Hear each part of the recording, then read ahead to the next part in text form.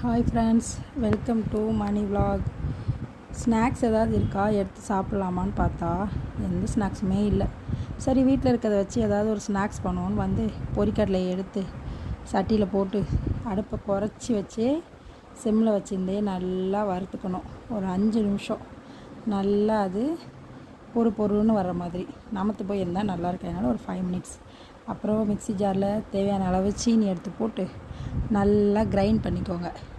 ரொம்ப மாவாக கிரைண்ட் பண்ணிட வேணாம், கொஞ்சம் அந்த பப்பம் நெருன்னு இருந்தால் தான் நல்லாயிருக்கும். அதனால் நீங்கள் அப்படி கிரைண்ட் பண்ணி எடுத்து அதை ஒரு பாத்திரத்தில் கொட்டிட்டு அதே மிக்ஸி ஜாரில் 2வது நம்ம வறுத்து வச்சுருக்க பொரிக்கடலை ஆறுனதுக்கப்புறம் எடுத்து மிக்ஸி ஜாரில் போட்டு நல்லா கிரைண்ட் பண்ணிக்கோங்க.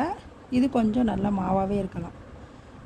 அதுக்கப்புறம் அதையும் அந்த நம்ம அரைச்சி வச்சுருக்க ஜீனி சாறு கூட சேர்த்து கொஞ்சமாக நெய் எடுத்து சூடு பண்ணிக்கோங்க. நல்லா நெய் மெல்ட் ஆனதும் எடுத்து நம்ம மிக்ஸ் பண்ணி வச்சுருக்கோம்ல பொரிக்கடலை சீனி அது கூட இதை கொட்டி நல்லா சூடாக இருக்கும். ஸோ கொஞ்ச நாள் ஸ்பூனை வச்சே மிக்ஸ் பண்ணிக்கோங்க. அதுக்கப்புறம் சூடானதுக்கப்புறம் கையை வச்சு மிக்ஸ் பண்ணி ஒவ்வொரு உருண்டையாக எடுத்துக்கலாம்.